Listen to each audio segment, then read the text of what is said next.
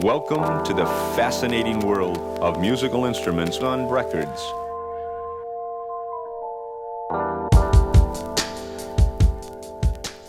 How's it going? Welcome back to Digs of the Day, episode 24. I'm your host, DJ Tricks. Been really busy working on a documentary about some old music I was involved with, Spanish Fly, Chicano rap, Chicano hip hop, and been really backed up.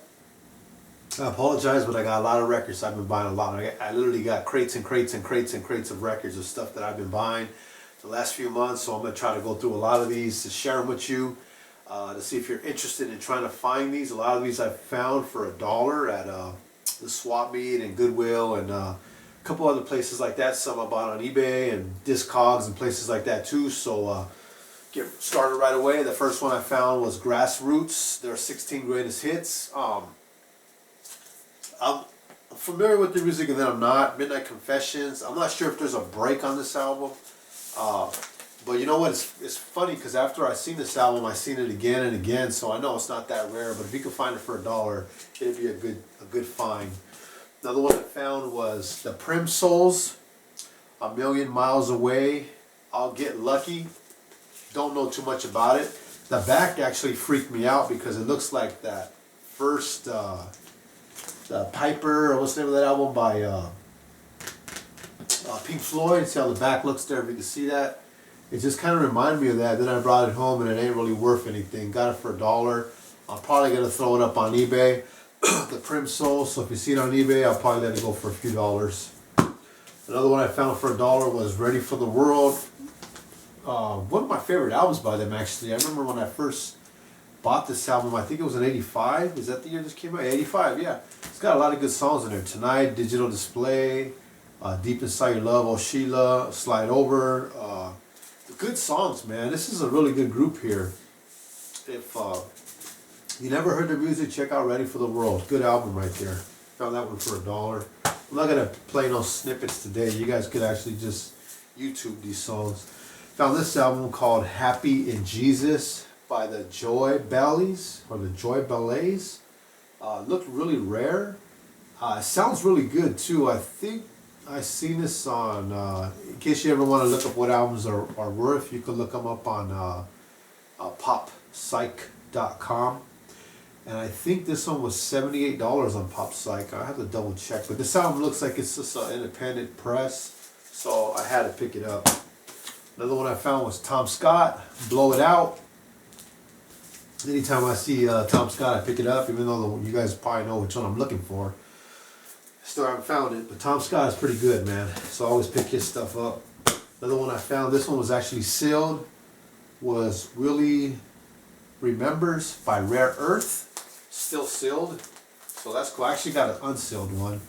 So Rare Earth, always looking at for Rare Earth. Obviously, I want the Celebrate album. I don't think I had that one yet.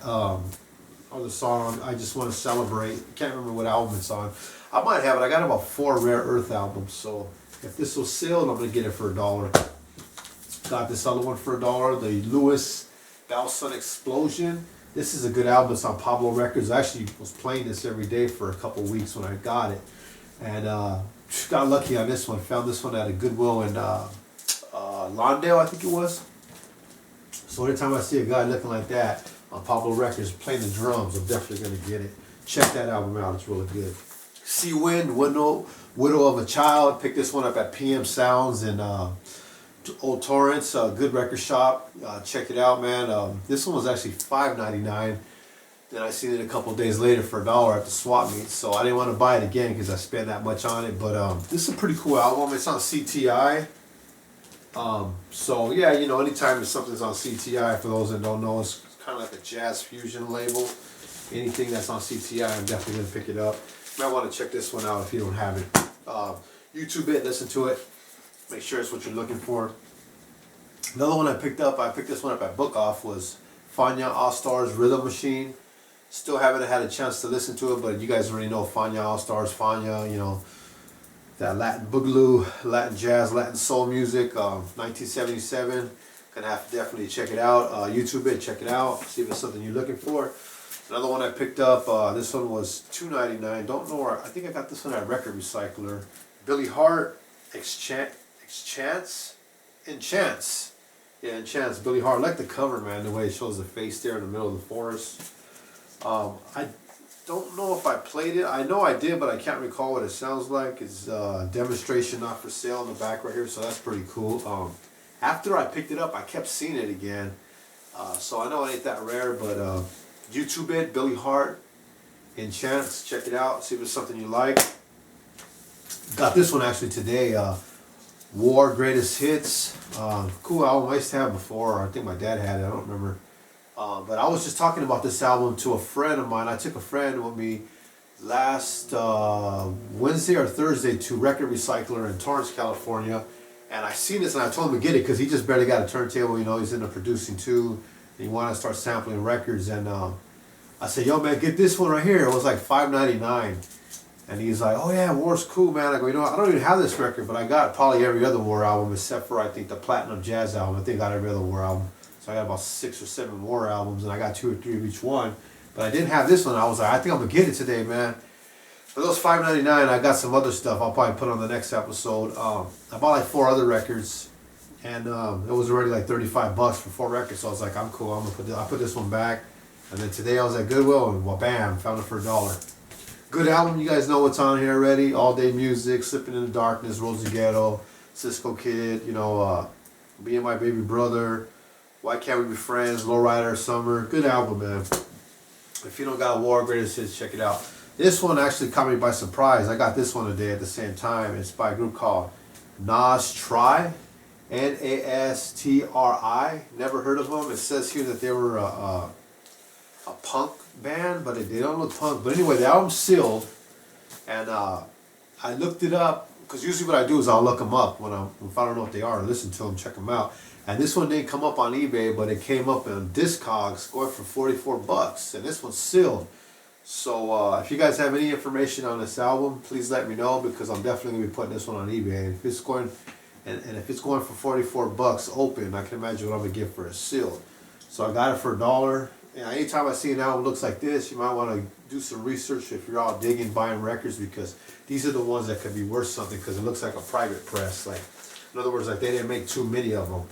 So yeah, Nas Try, T-R-I. I don't know if I'm pronouncing it right, but I don't know what language this is in here.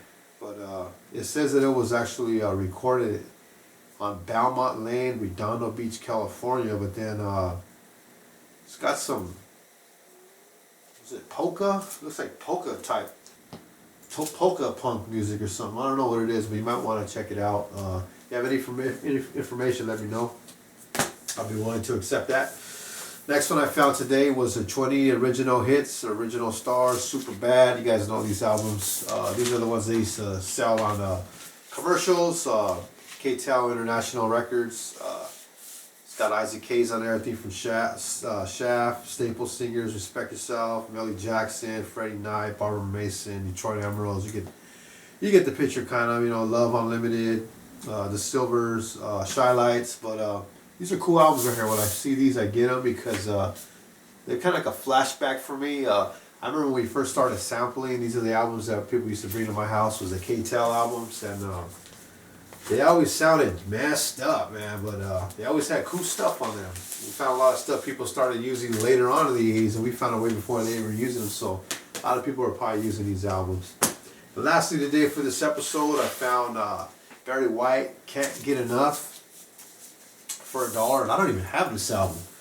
So anytime I go to Goodwill and I see these, I go, dang, man, it's crazy to actually, see these. Sometimes I get upset because I won't go to this particular, I'll go to different Goodwills, but I won't go to a particular Goodwill for a few weeks, and then when I get there, they'll have stuff like this, and I'll be like, man, they probably had this many other records, and these are the ones they didn't get. Unless I got there right when these came out, and there was only 4 or 5, soul albums or jazz albums, but yeah, it's a cool record right here, man. Still haven't played it. I'm hoping it has that break on here. I'm not sure if it does, but Barry White, Can't Get Enough. Good albums right here I listed. I think I called off about 20. Like I said, I got crates and crates. I've been backed up with this documentary, so now that that's done, I'm going to get back on this, and I appreciate your guys' comments and inputs and messages, telling me you like the show, I'm gonna do my best to keep making more, and just because this is how we learn. Like, I learned so much watching other crate digger shows.